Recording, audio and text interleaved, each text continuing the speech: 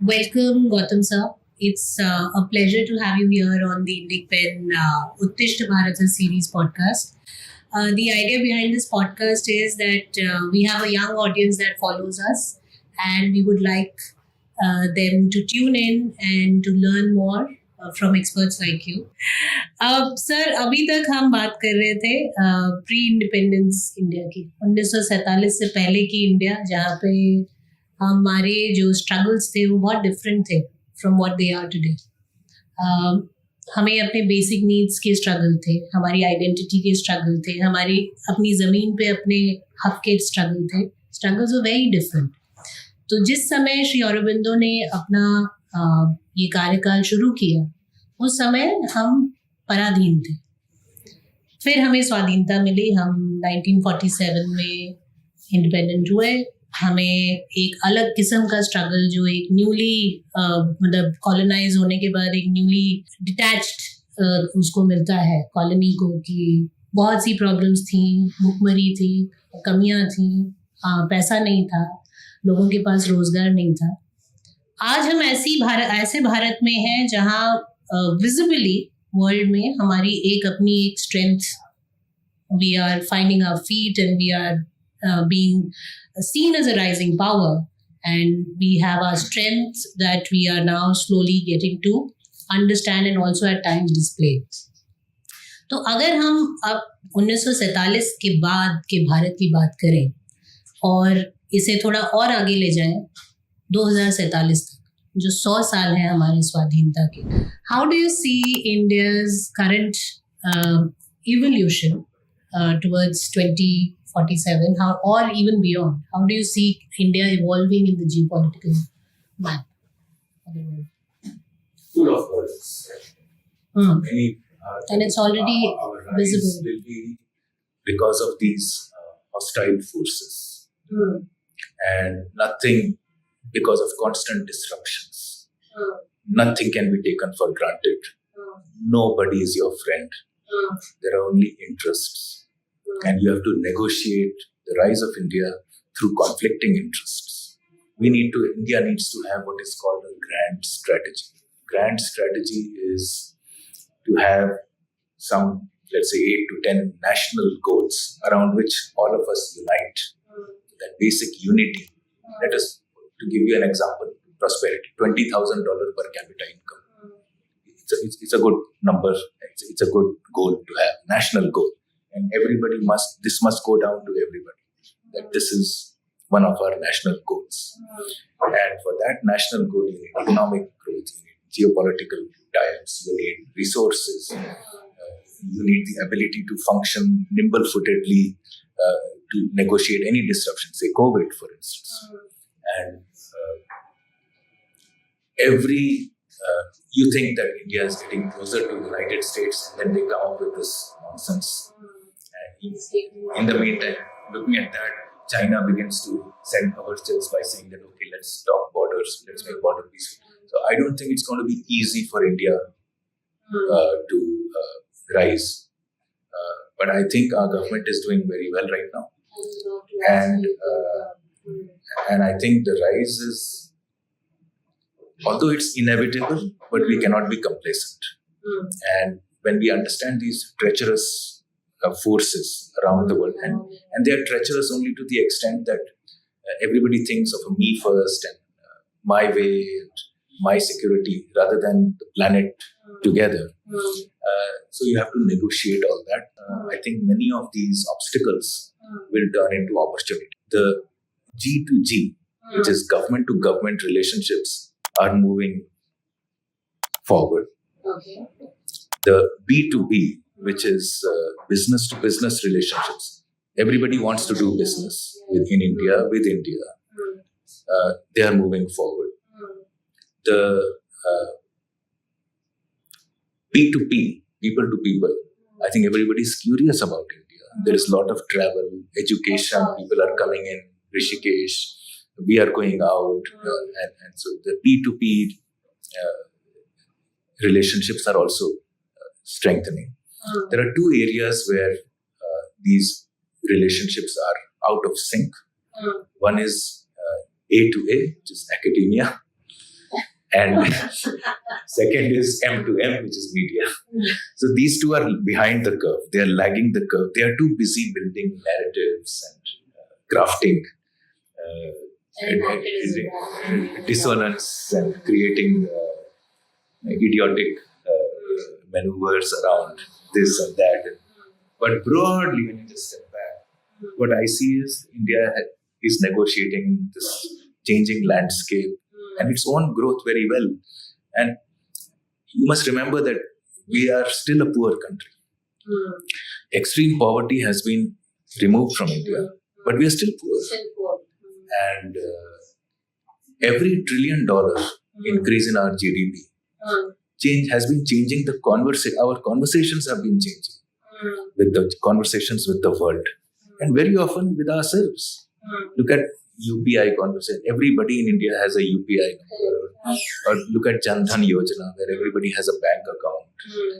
And I think this developmental model of India can be a good export and that we can do and are doing for the rest of the world. So we are slowly becoming the voice of the global South.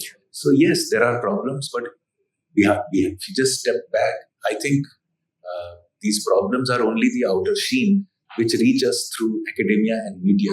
Behind the scene, there is a lot other stuff going on. Does this mean that there will be no tension with every country? Of course not. It's never happened before. It's unlikely to happen now. But does it mean that's the end, that all countries will now break away from? Of course not. So I think this negotiation, where challenges come and they are countered and managed, and opportunities come and we are no longer throwing opportunities away. We are grabbing them with both hands, unlike earlier. The foreign hand and all this kind of nonsense is all behind us. It's a new India now. And for the moment, it looks to be on course. I'm personally very optimistic about India. But that doesn't mean I will be complacent about what's happening. The situation that has been developing or has been going on for the last 2 years between Russia and Ukraine, and similarly the war that's on between Israel and the Palestinian cause and the entities around, the Hamas war, the war on terrorism, if you put it that way. Do you see these developments happening in countries around, tomorrow converting into a full-blown World War III? People are talking about it. And there are open threats being made. But frankly, I don't think so. I don't think so. Nobody is foolish enough to convert this into World War III. But yeah, it's a factor that you need to take into account. To me, the bigger challenge for India is not outsiders but insiders. I think we are not united within. And I think a grand strategy would help unite India in a way that nothing else can or nothing else has. So right now we are in the crossfire of several grand strategies. There is the US grand strategy. There is the Chinese grand strategy. There is a Russian grand strategy. There is a Pakistani military strategy. They don't have a grand strategy. Terror strategy.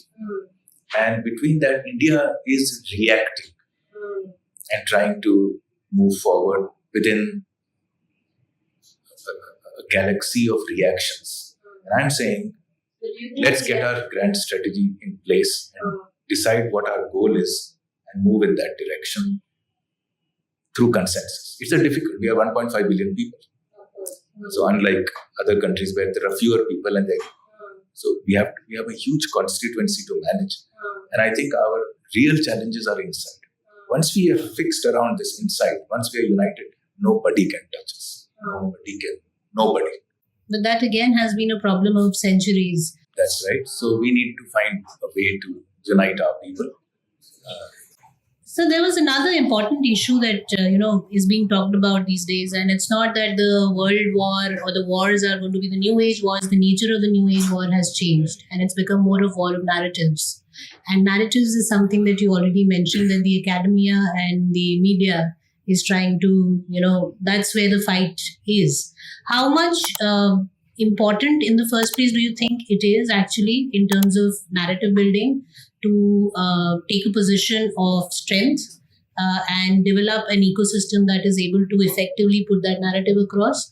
And secondly, whether India so far has been, as you said, reacting to the situations around, has it been able to actually react in an effective way where it is able to communicate what it means, what its role is in the business? Because very often it is, Indian government is accused of not, communicating enough or not having an effective communication put across.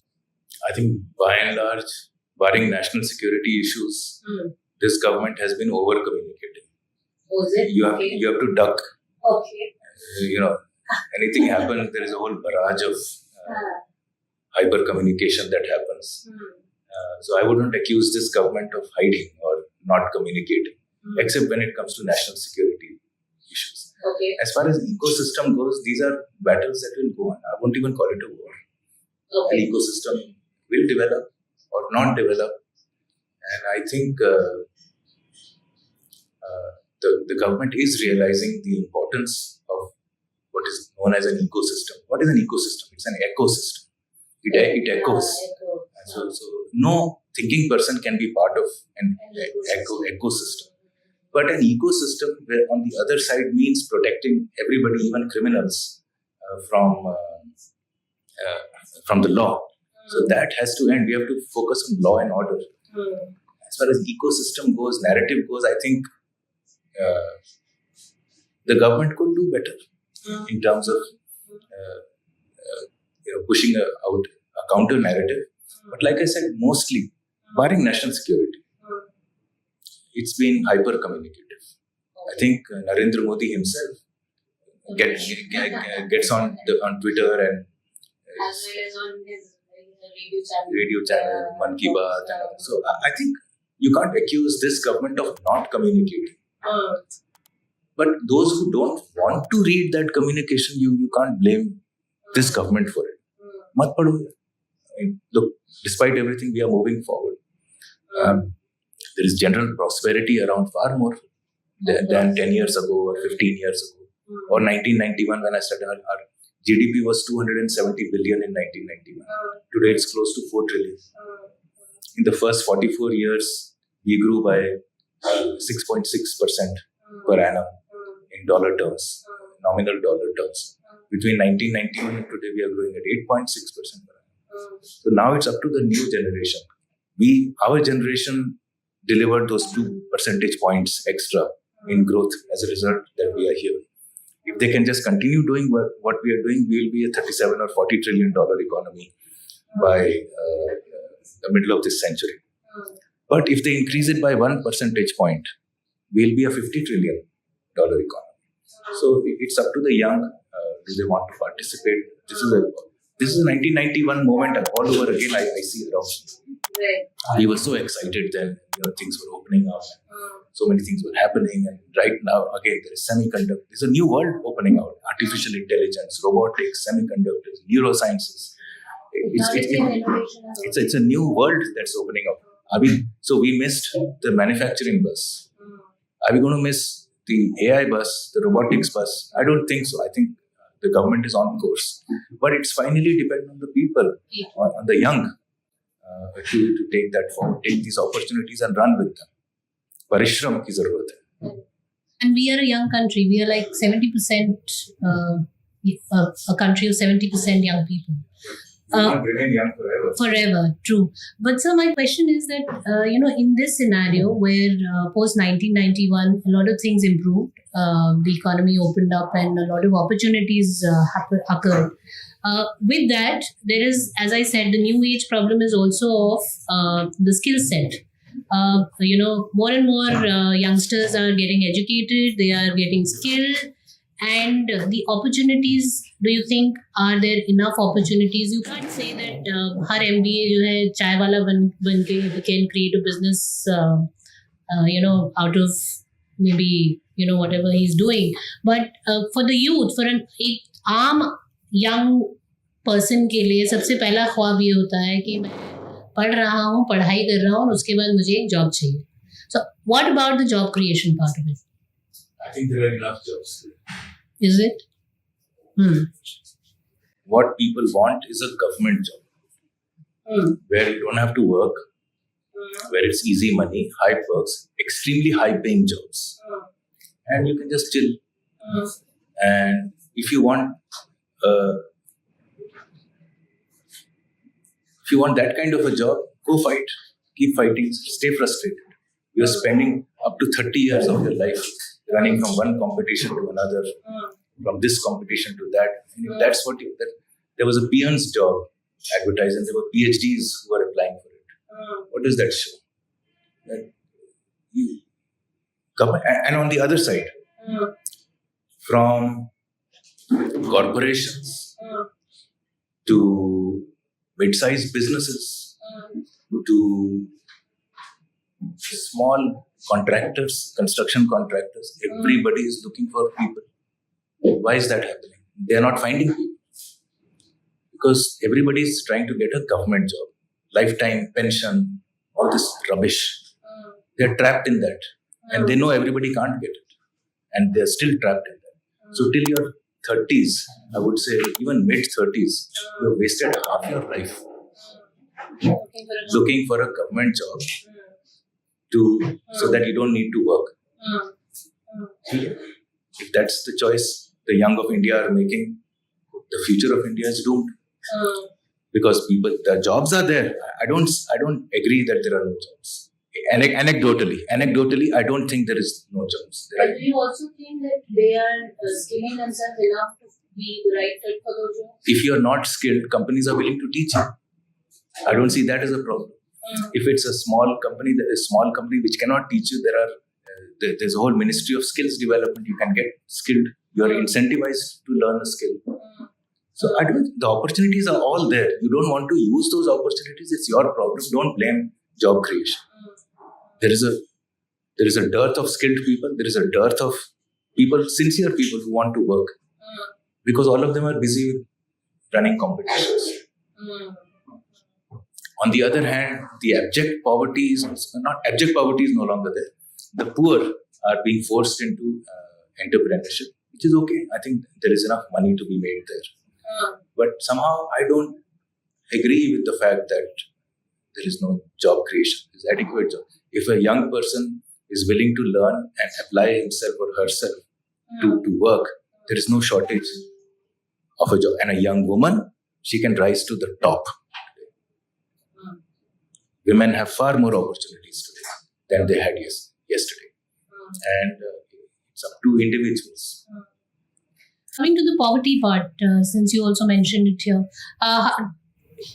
there is economic disparity, and probably that has been there forever. But do you see that that gap between the very rich and the very poor is going to slowly also, reduce in the way we are functioning here? And I mean, it's so what makes you say that it's that there is huge inequality in India versus any other country?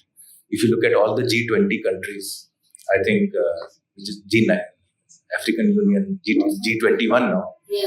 But remove the African Union and the EU, and you have 19 countries. And among the 19 countries, there are only 3 or 4 countries that have a better Gini coefficient than India. Everybody is between 30 to 35. America is 42. So I think India is doing quite well on the inequality part. Is India going to be an outlier and where everybody will have the same income? No. I'm sorry to say, it will never happen. It has never happened. Across time, across geographies. It will never happen. Forget about it. Talk about opportunities. There is equal opportunity for everybody.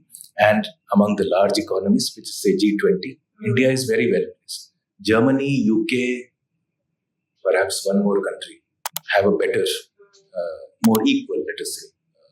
And slightly only, it's only late 20s numbers than India. But we are in tune with the rest of the world. So I don't know where this gripe is coming from, that India is unequal and rich and poor. Of course, rich and poor Isn't it there in America? Isn't it there in UK? Show me a country where it is not there. Show me one country. And so to gripe about that is it's like saying that so the entrepreneur should not work hard. Let's tax him to death. And inequality is bad, so let's take away all his wealth. This was the thought in the first 44 years. Now we are looking at growth, and growth is available for everybody, provided you want to ride that growth. If you want to stay at home and just not work or continue fighting for a government job, it's your outlook, your business. And at 35, when you're staring at a blank future, it's your outlook. You did it. India didn't. You did it. But then, sir, where do we stand in the socialist movements where it was the government's responsibility to take care of everybody? The government's responsibility is to ensure law and order, external security, little bit of taxation perhaps, and some infrastructure. After that, it's our responsibility. We have been foolishly misled into saying, my baap. India is a poor country. It cannot be a my baap. Norway has a per capita income of $75,000. India has a per capita income of $2,800 or $900. You cannot compare those socialist models with our model. Despite that, we are doing so well. 850 million people get free food, so that's your base is taken care of. Now work, do something. So I think yes, it should not be the case. We need to be rich, but it's also up to the individuals. Around the policy, in the policy sphere, I don't see any hurdles before a person who wants to work or a person who wants to set up some. This is the time for growth of India. Where do you think the growth is coming from? Where do you think the GST numbers are coming from? Where do you think individual income tax rates are rising from? They're from all of us. So where is this inequality and increasing inequality or decreasing inequality argument even come? In fact, I would say for the next 10 years, inequality even goes up, but we increase our base. It's okay. Well, what is the problem with inequality? Are men born equal? And to say that everybody must fit into one equal box, I don't know which world these ideas are coming from. And how do you view this conversation on bringing in caste? The reservation, the conversations around reservations and the caste census into jobs, and especially private sector. There's a demand from the opposition. So I haven't engaged much with this aspect, but to coerce private companies to follow reservation policy is in my book wrong. Give them opportunities, and that's about it. I think if you force me to take somebody on the basis of caste rather than somebody on the basis of merit, even though the caste person could have merit, I would say, I'll go elsewhere. I don't need your policy infrastructure. Would you hire somebody on the basis of a caste? You have a company. So would you hire somebody on the why wouldn't you hire? Yeah, why wouldn't you hire? Because that doesn't add to the requirement of. So why should it be added to any other large corporation?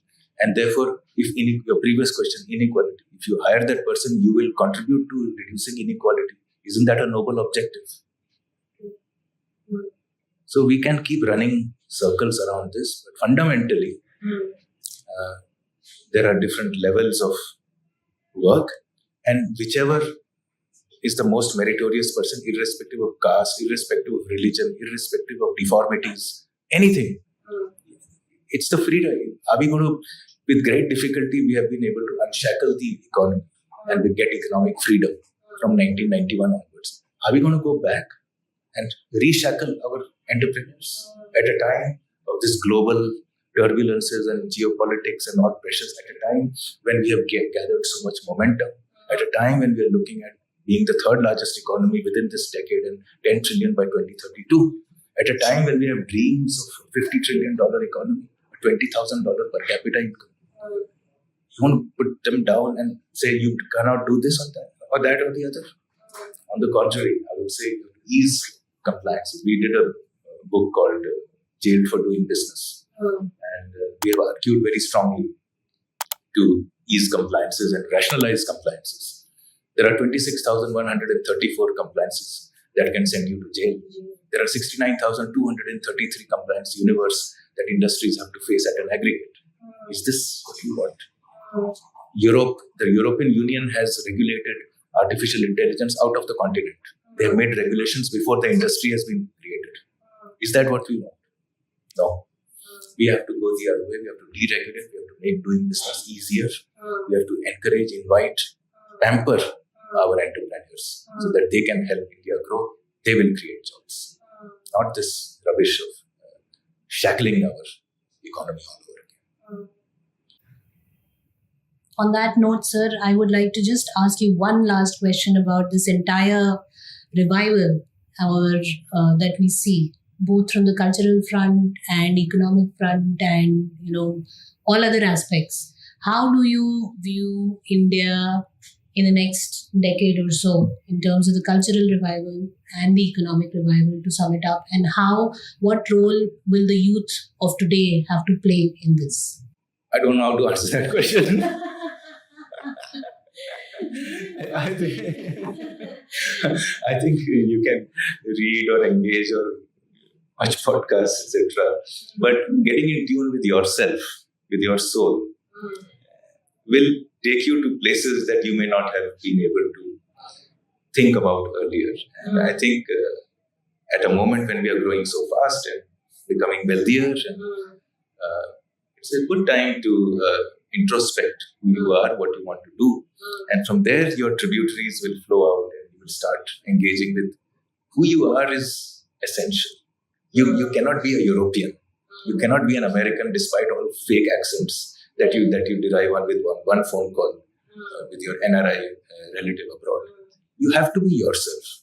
And that yourselfness, your sense of self has to come from within. Whether it comes from scriptures, whether it comes from realizations, whether it comes from experiences, your outlook. But find yourself, be honest to yourself. And within the Indian tradition, there are many ways. We have 9 darshans. We have 18 large Puranas. We have 108 Upanishads. We have at least 20 Gitas in the Mahabharata alone. And so there is enough literature around. You have to go, seek it out, pick it if you wish to. But if you don't wish to pick it up, just listen to who you are, your sense of being in this great land. I mean, it's a privilege to be born and to live in this country. And that should not go away. And if you think that bad, not getting a job or not being wealthy enough or etc. are problems, so you will run outside. Good for you. Go. There are many others who will take India forward. And I think at an aggregate, we are moving in that direction. What the youth can do, the youth will decide. But there is now enough material for them to engage with. Audio, video, written, our book is there. Everything is there online, everything available for you. It's up to you how you use them. Instead of running through many things, choose your one path, stick to it and move on. You will find your swabhav, express your swadharma. That's all that is required. India is the land of opportunity. It will give you what you want.